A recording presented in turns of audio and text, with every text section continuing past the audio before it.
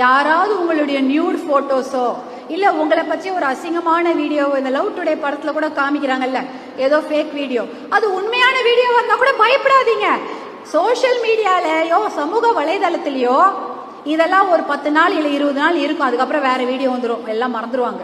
அவ நடுராத்திரி போனா, அவ சரியாவே ட்ரெஸ் பண்ண மாட்டா, எல்லாரும் ஜட்ஜ் பண்ணுவாங்க. கவலைப்படாதீங்க, நமக்கு இருக்கிற அதே அவயங்கள் தான், மார்பகங்கள் தான் எல்லாருக்கும் இருக்கு. அதை மற்றவங்க பார்த்துட்டாங்க எல்லாம் பயந்துன்னு யாருக்காகவும் நம்ம பயப்பட தேவையே கிடையாது. That is not at all necessary.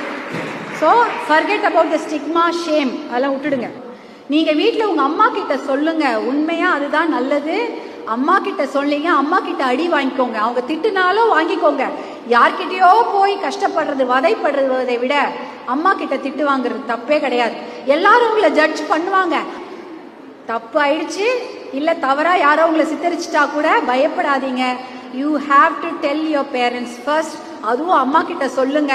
அம்மா அடிச்சாலோ திட்டுனாலோ வாங்கிக்கோங்க, வெளியில யார்கிட்டயும் போய் மாட்டிக்காதீங்க. இது முக்கியமான ஒரு வேண்டுகோள். இதை நான் உங்ககிட்ட வைக்கிறேன். ஏன்னா இதனால தான் நிறைய பெண்கள் பிரச்சனையில மாட்டுறாங்க. எல்லாரும் அதை பத்தி படம்லாம் வந்துருச்சு, வச்சுக்கலாமா, போன் வச்சுக்கலாமா வேணாமான்லாம் பேசிட்டு இருக்காங்க. எது வச்சிருந்தாலும் ஜாக்கிரதையா இருங்க. உங்களை சுத்தி இருக்கிற சூழ்நிலைய கவனிச்சுட்டே இருங்க. அது ரொம்ப முக்கியம், உங்க மனநலத்துக்கு முக்கியம். லைஃப் லாங் யார்கிட்டயோ கஷ்டப்படுறத ஒரு வருஷம் அம்மா கிட்ட அடி வாங்கிக்கலாம், தப்பே இல்லை. ஓகேவா? இதுதான் என்னுடைய ஒரு சின்சியர் அட்வைஸ் உங்களுக்கு சொல்லணும்னு நினைச்சேன். அட்வைஸாக தான் சொல்றேன், ஏன்னா நானும் ஒரு அம்மா, என் பொண்ணுங்களுக்கு சொல்றதா உங்களுக்கும் சொல்றேன். அந்த ஸ்டிக்மா, அந்த ஷேம், வெக்கப்படுறது அதெல்லாம் பயப்படாதீங்க. 49.6% மகளிர் தான் இந்த உலகத்துல. காது கொடுத்து கேளுங்க. யாராவது ஏதாவது கம்ப்ளைண்ட் பண்ணா ஏதாவது ஒன்று விஷயம் இருக்கும். ஒருத்தர் ஒரு இடத்துக்கு போக மாட்டேன்னு அழுதாங்கன்னா என்னன்னு கேளுங்க. உங்க குழந்தைய நாளைக்கு கல்யாணம், உங்களுக்கு குழந்தை பிறக்கும். அந்த குழந்தை ஒரு இடத்துக்கு போக மாட்டேன், எனக்கு பிடிக்கலன்னு அழுதா உடனே என்னன்னு கவனிங்க. அது ஸ்கூலா இருக்கலாம், ஃப்ரெண்டு வீடா இருக்கலாம், இல்ல சித்தப்பா வீடு, பெரியப்பா வீடு, யாரோ சொந்தக்காரங்க வீடா இருக்கலாம். என்னன்னு கவனிங்க. ஏன்னா அங்கெல்லாம் நிறைய கொடுமைகள் நடக்குது. So listen to them properly. கேட்டீங்கனாலே போதும், பாதி பிரச்சனை சால்வ் ஆயிடும். இது ஒரு சேஃப் குரூப்.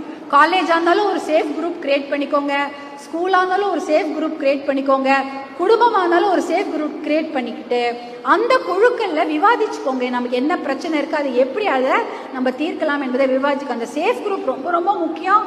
அது உங்க ஃப்ரெண்ட்ஸாவும் இருக்கலாம், இல்ல உங்க அம்மா அப்பாவா இருக்கலாம், இல்ல உங்க கசின்ஸா இருக்கலாம், யாரா உங்க டீச்சரா இருக்கலாம். அந்த சேஃப் குரூப்பை கிரியேட் பண்ணிட்டு அவங்களோட டிஸ்கஷன் நடத்தினீங்கனாலே, லிசன், அது காது கொடுத்து அந்த பிரச்சனைகளை கேட்டாலே போதும். நிறைய மென்டல் அதாவது உடல் நல பாதிப்போ மனநல பாதிப்போ எது வேணாலும் நம்ம அதை தீர்த்து வச்சுக்கலாம். Let us all start today with you, with me, with all of us.